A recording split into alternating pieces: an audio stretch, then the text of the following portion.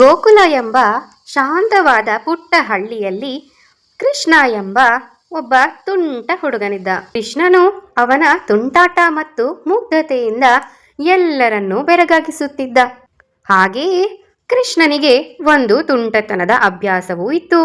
ಅದೇನೆಂದರೆ ಬೆಣ್ಣೆ ಕದಿಯುವುದು. ಕೃಷ್ಣನಿಗೆ ಬೆಣ್ಣೆ ಅಂದರೆ ಎಲ್ಲಿಲ್ಲದ ಪ್ರೀತಿ.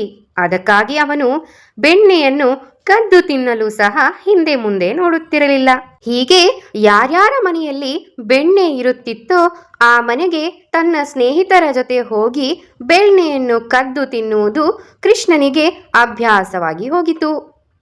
ಪ್ರತಿದಿನ ಬೆಳಗ್ಗೆ ಹಳ್ಳಿಯ ಮಹಿಳೆಯರು ತಮ್ಮ ಬೆಣ್ಣೆ ಪಾತ್ರೆಗಳು ಖಾಲಿಯಾಗಿರುವುದನ್ನು ಗಮನಿಸಿ ಅವರಿಗೆ ಬಹಳ ಆಶ್ಚರ್ಯ ಮತ್ತು ಅದೊಂದು ಪ್ರಶ್ನೆಯಾಗಿ ಉಳಿದಿತ್ತು.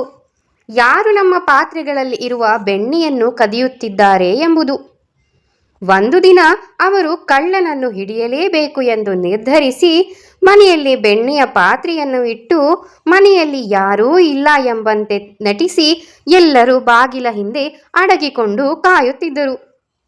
ಅಷ್ಟರಲ್ಲಿ ಕೃಷ್ಣ ತನ್ನ ಸ್ನೇಹಿತರನ್ನು ಒಟ್ಟುಗೂಡಿಸಿಕೊಂಡು ಮನೆಯ ಒಳಗಡೆ ನುಸುಳಿಯೇ ಬಿಟ್ಟ. ಸ್ನೇಹಿತರೆಲ್ಲರೂ ಒಬ್ಬರ ಮೇಲೆ ಒಬ್ಬರು ನಿಂತು ಅವರೆಲ್ಲರ ಮೇಲೆ ಕೃಷ್ಣನು ಹತ್ತಿ ಹೋಗಿ ಮೇಲೆ ನೇತಾಡುತ್ತಿದ್ದ ಬೆಣ್ಣೆಯ ಪಾತ್ರೆಯಿಂದ ಬೆಣ್ಣೆಯನ್ನು ತೆಗೆದು ತಿನ್ನಲು ಪ್ರಾರಂಭಿಸಿದ.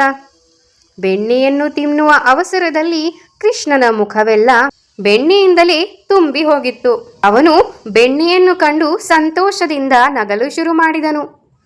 ಇದ್ದಕ್ಕಿದ್ದಂತೆ ಬಾಗಿಲ ಹಿಂದೆ ಅಡಗಿ ಕೂತಿದ್ದ ಎಲ್ಲ ಮಹಿಳೆಯರು ಓಡಿ ಬಂದು ಕೃಷ್ಣನನ್ನು ಹಿಡಿದುಕೊಂಡರು. ಆದರೆ ಪುಟ್ಟ ಕೃಷ್ಣ ಮಾತ್ರ ಅವರಿಗೆ ಸ್ವಲ್ಪವೂ ಹೆದರಿಕೊಳ್ಳದೆ ಸಿಹಿಯಾಗಿ ನಗುವನ್ನು ಕೊಟ್ಟನು. ಅವನ ಮುಖವು ಬೆಣ್ಣೆಯಿಂದ ಮುಚ್ಚಲ್ಪಟ್ಟಿದ್ದನ್ನು ಕಂಡ ಮಹಿಳೆಯರು ಕೃಷ್ಣನ ಜೊತೆ ಸೇರಿಕೊಂಡು ನಗಲು ಆರಂಭಿಸಿದರು.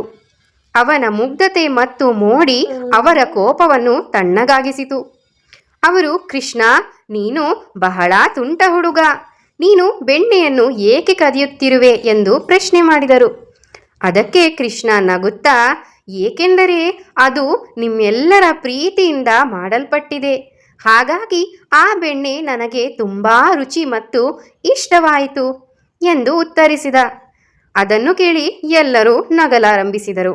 ಅಂದಿನಿಂದ ಕೃಷ್ಣನಿಗೆ ಎಲ್ಲರೂ ಹೆಚ್ಚು ಹೆಚ್ಚು ಬೆಣ್ಣೆಯನ್ನು ಕೊಟ್ಟು ಇನ್ನಷ್ಟು ಪ್ರೀತಿಸಲು ಪ್ರಾರಂಭಿಸಿದರು.